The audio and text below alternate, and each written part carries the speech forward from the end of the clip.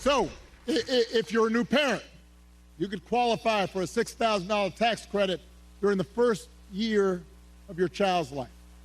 Because I don't have to tell a lot of you, raising kids is hard. And she wants to make it easier to afford stuff like a crib or a car seat or diapers. I remember buying diapers. I remember the first time I went in the store right after Malia was born. I was like, what? That's how much diapers cost? I remember changing diapers. You think Donald Trump ever changed a diaper?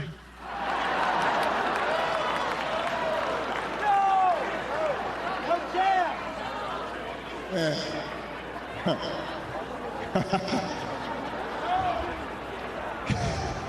I almost said that, but I decided I shouldn't say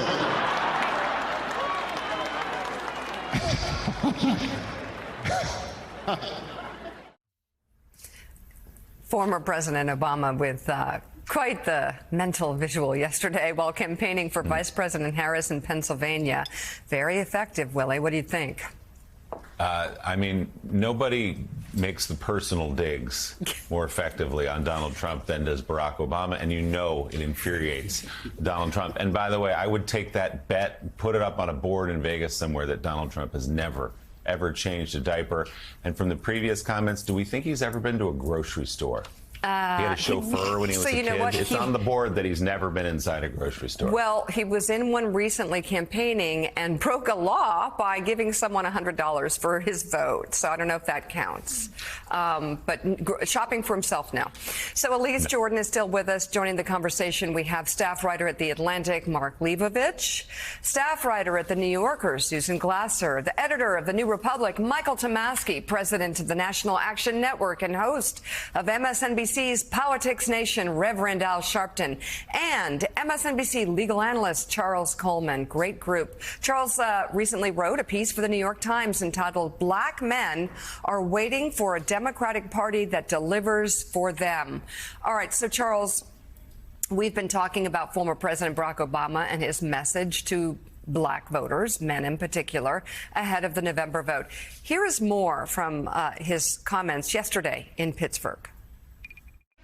When I hear about this stuff, I start feeling like we don't have enough of a sense of what's at stake here. These aren't ordinary times, and these are not ordinary elections. You're lucky Michelle's not here. She really talking serious about this stuff. So, but here's the good news. Right? The good news is that not only as Attorney General and as a senator and as a vice president and now as the nominee for the Democratic Party, Kamala has made us proud. All right. Charles, Rev, we need to talk about this because I hear what Barack Obama is saying, and I wonder if it's going to get through to black men in this election. What do you think the challenges are in this election with Kamala Harris as the Democratic nominee?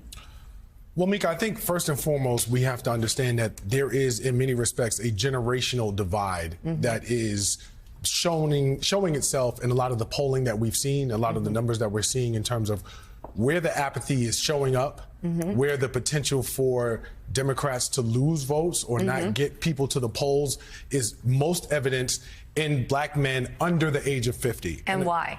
I think that's because there's a different understanding or different sense of whether the Democratic Party has spoken directly to them. I think that people have looked at the gains and the progress that has been made, and they say, for example, as I talk about in my piece, I'm still last. I'm still last with respect to unemployment. I'm still last with respect to many of the indexes that I use to measure my quality of life, whether that's actual life expectancy, i.e. healthcare. I'm still having a wealth disparity when I look at my white counterparts. I still have a problem accessing the American dream, if you will. And so when you're talking about staying the course, it becomes difficult for a younger black man who has said, well, I've seen more Democrats in office than I have Republicans. And that doesn't mean that I'm going for Donald Trump. Right. It just means that I may withdraw from the system as a whole. So this is a really big problem. And let me say very quickly, it's actually not fair to put this on Kamala Harris's shoulders at this moment, because she just walked into this and this has been going on for quite a while. No, I totally understand what you're saying. And if these were normal times, I just, Rev, are women going to have to do all the work? I mean, well, I'm having a hard time not having tremendous respect for what Charles just said, like in a big way. That's very real. At the same time, this is a man who promises retribution against his enemies. He promises a day of violence to solve crime, okay? He lies about innocent legal migrants, black people, likening them to animals, okay? That's just in the past few weeks. So I need to understand how black male voters are processing this versus, I think, black female voters who might say, you cannot vote for this man. Well, I think that the real problem is communication and talking to black men, young black men, older black men, about the record. The fact of the matter is, not only did Donald Trump do all of what you said, Donald Trump did everything he could against young black men, which is why I'm on tour with the Central Park Five now. He called for them to be executed. Young black men get in trouble, they call people like me. They don't call the rappers that Donald Trump runs around with. But I think that what the point in terms of looking at, I agree with Charles, there's a generational situation, but there's also a class generation. There's also a class situation. Young black men that are aspirational are looking at data. Some of the young black men that are not in that class are just living day to day. And the thing I think we've got to be honest about is the misogyny among a lot of young black men. Listen to some of the lyrics they do. Right. And so I think that if we really want to be clinical about it, we've got to put all of that on the table. Do you have a problem with a woman being in charge? And I think that we've got to deal with that. The last point I want to make is, let's not forget, when I was watching President Obama, I went through years when Obama ran where people were telling me he wasn't black enough. And one of the things I had to do out there is say, no, he's with us. We went through Trayvon together. We went through the Ferguson stuff together. So Kamala Harris is not going through any more questioning than Barack Obama did. And at the end of the day, we showed up and elected him. Elisa and I Michael. think the Rev hit on something very important. The Trump campaign is banking, to some extent, on misogyny playing into the black male vote. That black men don't want to vote for a black woman who they see as lecturing them. And so they are trying to just exploit that wound and that just latent anti-women sentiment to such an extent. And the question is, will they be successful? Right, right. Michael. I think another point that matters here, Mika, is that Kamala has tried to walk a very fine line in not emphasizing her gender or her race, right? She hasn't really put a lot of emphasis on that the way, in comparison, for example, to Hillary Clinton in 2016 about being the first. So she hasn't really run as a woman, capital W, or as a black candidate, capital B.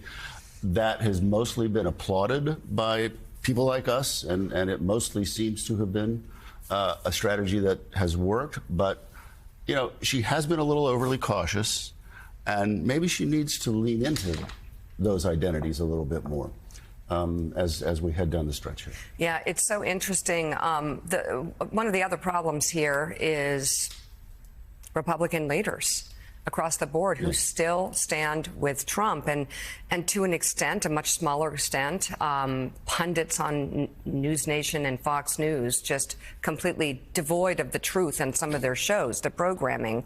And I mean, to members of Congress, the Senate, who can't differentiate at this time of peril for our country the difference between right and wrong, I would remind you that you are being used. You were used to pull back on the immigration bill for Donald Trump's election. You were used. You are his useful idiots. There's no other way to say it. And you're taking this country down a path, and history's going to discount anything good that you've done for this country because you didn't do what you were elected to do. And here's your oath. I solemnly swear I will support and defend the Constitution of the United States against all enemies, foreign and domestic. Willie, to me, there's a lot of responsibility to go around here if Donald Trump wins the next election.